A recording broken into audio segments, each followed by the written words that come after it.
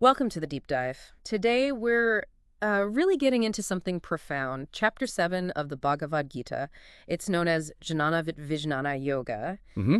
And this isn't just, academic. We're exploring how these ancient insights offer a path to what you might call a higher dimension of understanding. Right. Really getting into the knowledge of the Supreme Self, the source of, well, everything. Absolutely. And this chapter, it really frames knowing in a very specific way. The core idea from Krishna is just incredibly powerful. It's essentially, to know God is to know all. Ah. But crucially, not just intellectually, right? It's about experience. He paints it as this intimate, truly transformative journey, not dry knowledge at all.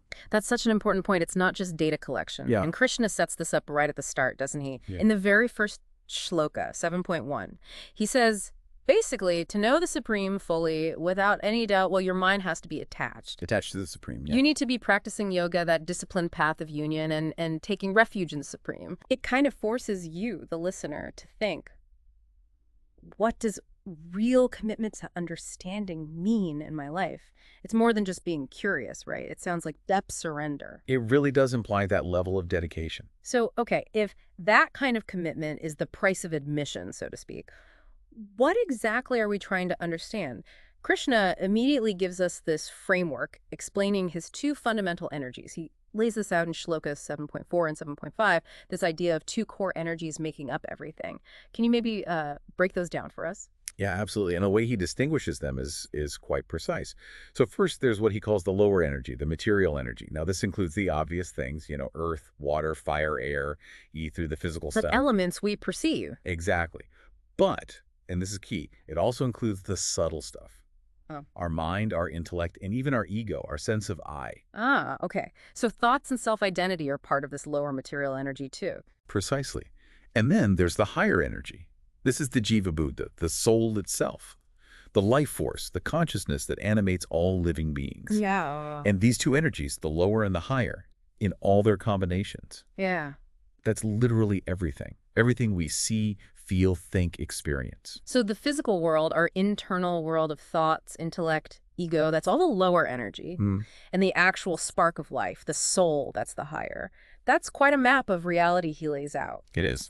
And then there's that incredible analogy he uses in 7.7 to help us visualize it. He says, there is nothing higher than me. Everything rests upon me, like pearls strung on a thread. Right. What does that image suggest to you? It's very vivid. Oh, it's incredibly potent, isn't it? Think about a necklace. You see the individual pearls, they look separate, distinct. Right. But what holds them together, what gives them structure as a necklace, it's that single thread, often invisible, running through every single pearl. Okay. That's the essence here. Krishna is saying, look, you perceive all this diversity, countless forms, countless experiences, but underlying it all, permeating it all, holding it all together, is one singular reality, one source, me. So it points to this profound interconnectedness. Exactly, from the tiniest particle to the biggest galaxy. And it also subtly implies, well, without that thread, The pearls just scatter. There's no necklace. right, the coherence is lost. That's a really powerful way to frame it. Not just interconnectedness as a nice idea, but as the actual structure of reality. Okay, so if the Supreme is this thread, this fundamental reality holding it all together, then why don't more people see it? Why isn't it just blindingly obvious all the time? That's the million-dollar question, isn't it? And Krishna gives a direct answer in 7.13. He says the world is essentially diluted by the three gunas, the modes of material nature. Sattva, rajas, tamas, goodness, passion, ignorance. Exactly. And these gunas, they act like a veil, clouding our perception. Our minds get caught up, trapped by intense passion or maybe dullness and ignorance or just constant distraction. Right. Think about it in daily life. You ever get so buried in the details of work or so overwhelmed by, I don't know, just errands and worries? Oh, absolutely. Tunnel vision. Yeah. You completely miss the bigger picture, even if all the clues are right there. Yeah. That's kind of a small taste of how this veil works. It stops us from seeing the eternal truth, the thread, even though it's woven into everything. That makes sense. How our inner state, driven by these gunas, directly impacts what we can perceive. But, okay, despite this veil, some people do actively seek the Supreme. And Krishna actually outlines 4 types who worship him. In Shloka 7.1, he lists the distressed, the seeker of knowledge, the wealth seeker, and the wise.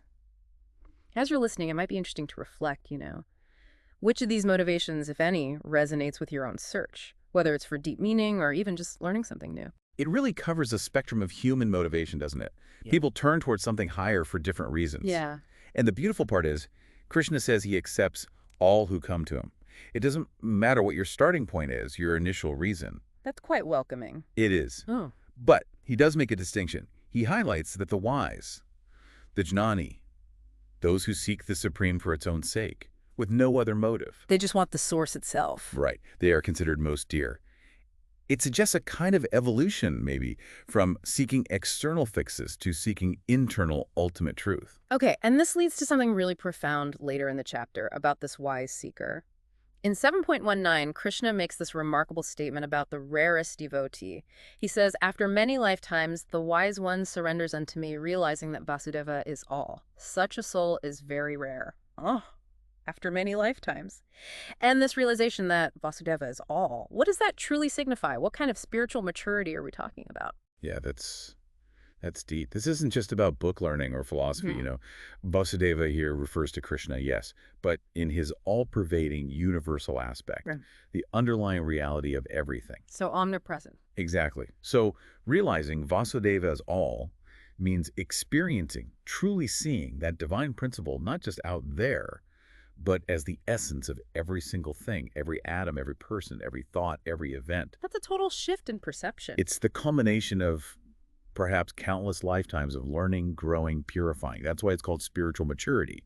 It's moving beyond just believing it to knowing it with this deep, unshakable experiential certainty. And how would that manifest?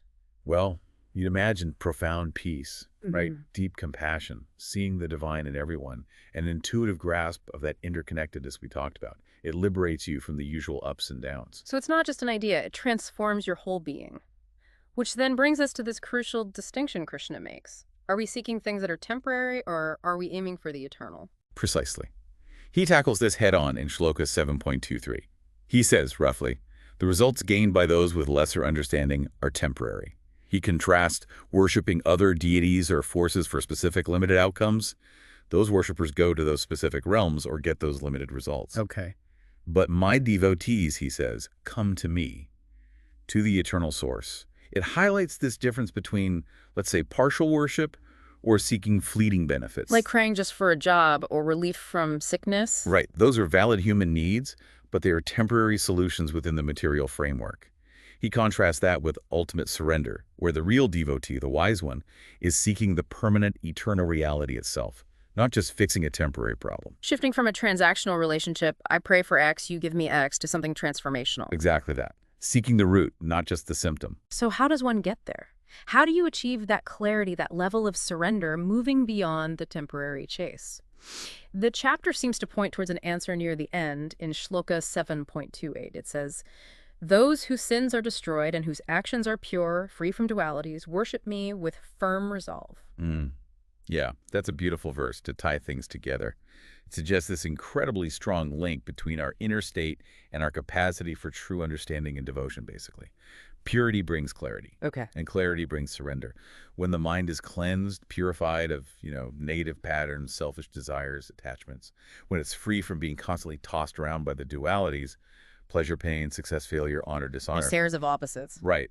When you're free from that reactivity, then the true nature of reality, the supreme, becomes clear. It's no longer veiled. And that clarity naturally leads To that firm resolve, that unwavering commitment and surrender to the source because you see it clearly. It implies that inner work, purification, is the actual path to this highest knowledge. So as we wrap up this deep dive into Chapter 7, the core message of Jnana-Vijnana Yoga really shines through, doesn't it? True knowledge, true wisdom isn't just about facts. It's about recognizing the supreme as the ultimate source, the ultimate goal, and really the soul of everything that exists. It's that shift from just knowing about things to truly experiencing reality in this higher dimension. It really is. And maybe a final thought for you, the listener, building on what we discussed. Think about those 4 types of seekers Krishna mentioned: the distressed, the knowledge seeker, the wealth seeker, the wise. As you pursue understanding in your own life, whatever the subject, Yeah. what's really driving you? Is it pure curiosity? Is it trying to fix something or gain something specific? Or is it perhaps evolving into that deeper search for truth itself, that desire to grasp the thread that holds all the pearls? That's a great question to ponder. And next time, we'll continue this journey. We'll be diving into Chapter 8, Aksara Brahma Yoga. Krishna starts revealing the secrets of the soul's imperishable nature and the eternal path after death. So definitely stay tuned for that exploration.